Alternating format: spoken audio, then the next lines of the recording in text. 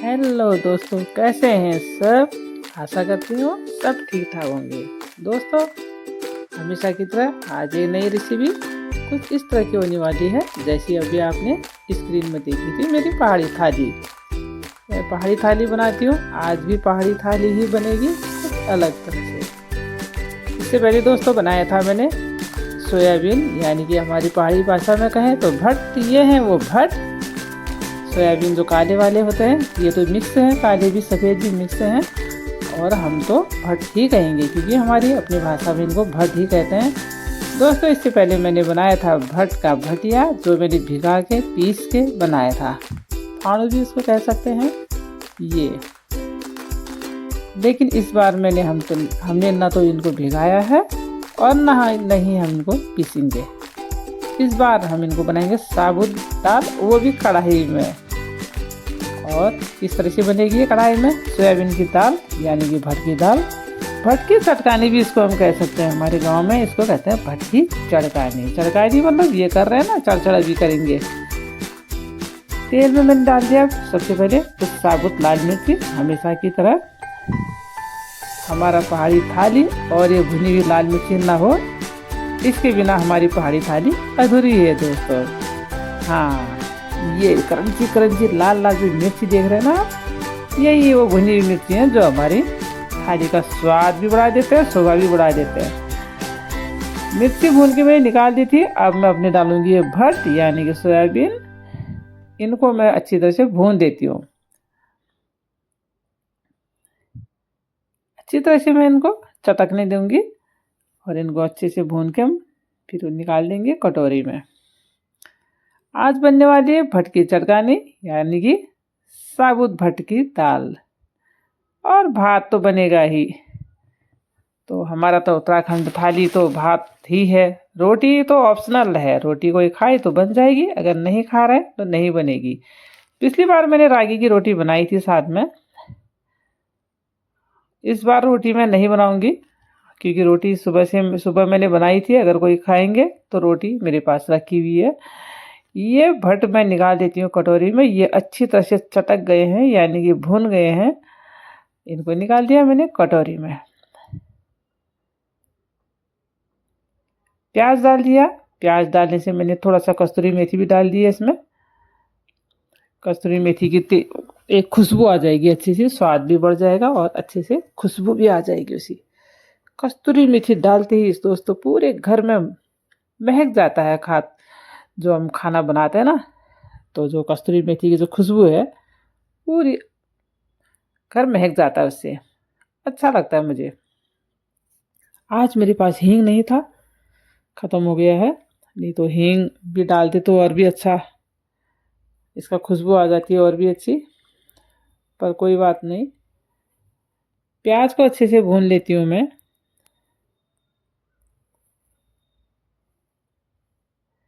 पहाड़ों में जब हमारे गांव में पहले हम लोग बनाते थे तो प्याज तो कभी होता था, कभी नहीं भी होता था।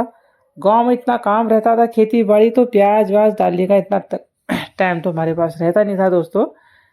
सच बताऊं तो प्याज कभी रहता भी नहीं था गांव में। तो हम लोग ऐसे सीधे अपना भट्ट को ही तेल में भून के बना लेते थे। और अभी हमारे पास यहाँ पर सब कुछ है तो हम उसका थोड़ा सा और रेसिपी का टेस्ट बढ़ाने के लिए हम लोग डाल लेते हैं। वरना अगर सिंपल तरीके से आप वही गांव वाला ही खाना अगर बनाना चाह रहे हैं तो आप फिर सेम उसी तरह से बना भी सकते हैं। ये भी वही उसी तरह से बनेगा। पर इतना था कि गांव में जो बनता है तो उसमें टमाटर प्याज ये सब नहीं डालते थे, पर हम लोग यहाँ पर डाल रहे हैं। अलग अलग तरीके से बनाती हूँ मैं। नाम मात्र के मसाले डालेंगे इसमें। ये जीरा और धनिया का जो पाउडर है मैं घर में ही बना के रखती हूँ इसको। तो जैसा कि मैं पहले बताती हूँ, मैं इसी कढ़ाई में खूब अच्छे से भून लेती हूँ। जीरा धनिया साबुत साफ करके फिर मैं मिक्सी में पीस के 1 महीने का पाउडर बना के रख देती हूँ। बहुत अच्छा खाना स्वाद बढ़ जाता है उससे मेरा।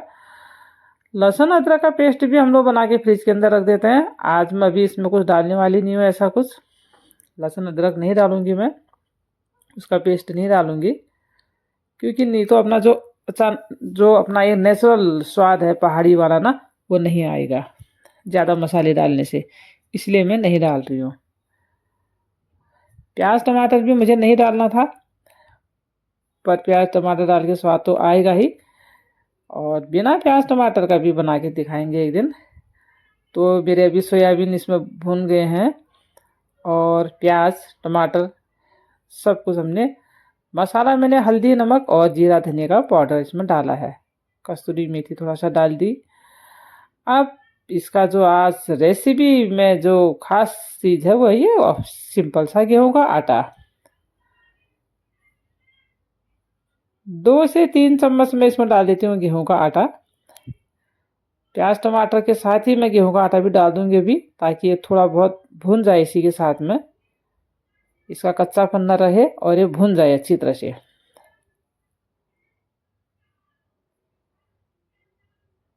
थोड़ा सा और डाल देती हूँ, इसको अच्छी तरह से भून लेती हूँ। जब तक मेरा आटा भून रहा है दोस्तों, चलिए जल्दी से सब्सक्राइब कर दीजिए, स्क्रीन में जो दिख रहा है सब्सक्राइब कर दीजिए जल्दी से। चलिए, अगर आपने सब्सक्राइब कर दिया है तो आपका दिल से तहे धन्यवाद है। और बढ़ते हैं आगे। वैसे तो इसमें सब कुछ पड़ गया है दोस्तों, ऐसे कुछ डालने की ज़रूरत तो है नहीं। अब मेन सोयाबीन हमारा भून के भट हमने निकाल दिए हैं कटोरी में। प्याज टमाटर जो भी मसाला इसमें डालना था डाल दिया। मसाला हम ज़्यादा इसलिए नहीं डालते हैं क्योंकि हमको सिंपल पहाड़ की जो गांव में ज़्यादा मसाले तो होते नहीं हैं, और गांव में जो सभी लोग खाते हैं, गरीब अमीर हर कोई इंसान वहाँ पर बना के खाता है। हम उसी तरह का दिखाने की कोशिश करते हैं, इसीलिए हम ज़्यादा कुछ इसमें डालते नहीं हैं। डालने से बस अब डाल देते हैं ऊपर से ये जो सोयाबीन हमने भून के रखे थे कटोरी में, वो भी इसी के साथ डाल देते हैं। भुने हुए अच्छी तरह से चटके हुए। गांव में ऐसे भी खाते थे, जब मम्मी लोग भटकी दाल बनाते थे तो बच्चों के लिए कुछ ज़्यादा भून लेते थे और कटोरी में निकाल देते थे, फिर बच्चे लोग बैठ के हम लोग खाते थे। अब तो आजकल खाया भी नहीं जाता। इस तरह का बन गया है दोस्तों कुछ ये सारा मेरा जो मटेरियल है।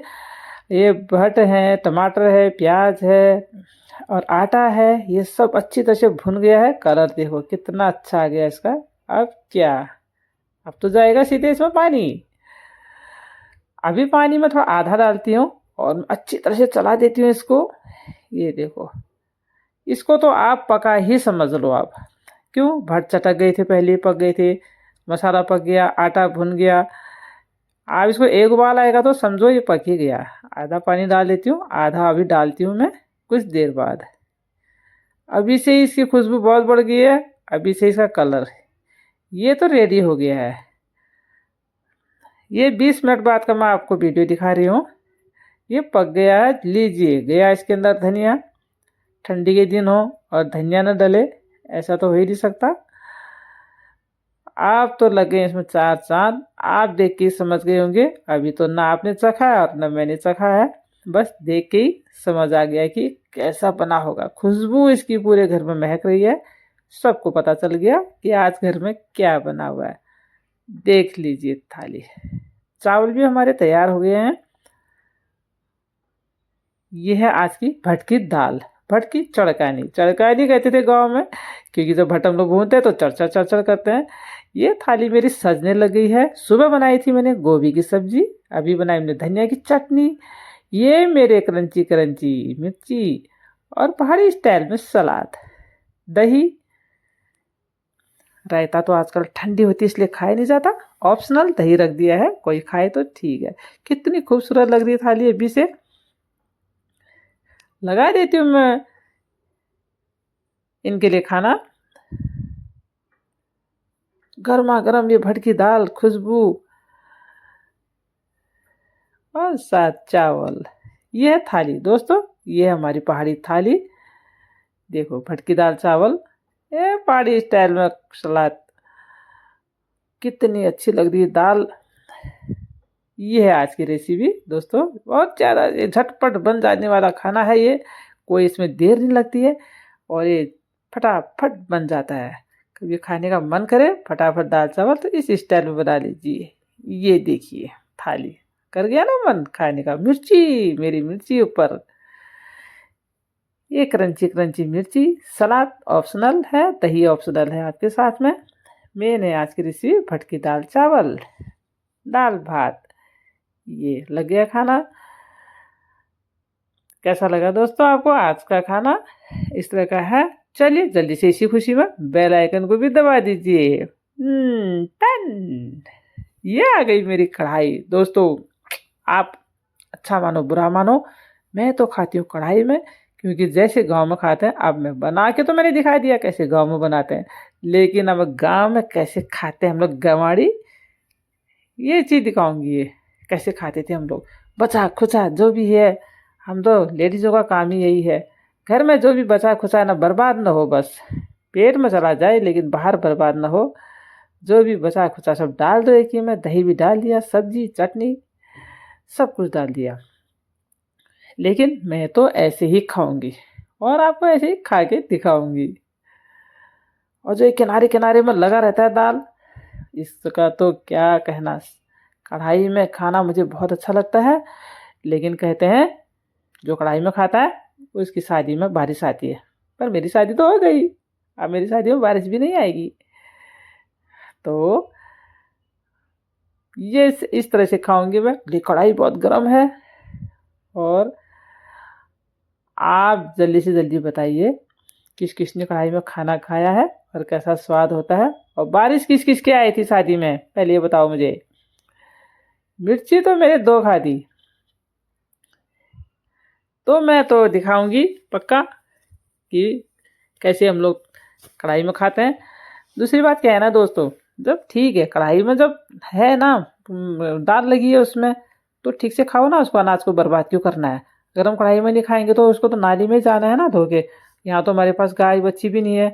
पहले तो हम क्या करते थे, खाना बचा थोड़ा उसमें पानी डाला, बस गाय के सामने रख दिया, वो चाट चुट के साफ कर देती थी। पर हमको तो ऐसी आदत है, बर्बाद होता है तो हमें अच्छा नहीं लगता है। कढ़ाई में खाते हैं स्वाद भी बहुत लगता है। मिर्ची मिर्ची तो मैंने कितनी खा दी, इतनी अच्छी खुशबू आ रही इसमें से, और ये क्रंची हो जाती है एकदम, बहुत स्वाद होती है। तो मिर्ची खाने के शौकीन है वो तो 3 4 5 खा जाते हैं। दोस्तों हमारा पहाड़ी खाना जो है इस भुनी हुई मिर्ची के बिना अधूरा है। हर कोई ये मिर्ची भूनता है, भले हरी मिर्ची आपके पास कितनी भी हो। दोस्तों कैसा लगा आज का वीडियो? मज़ेदार था ना?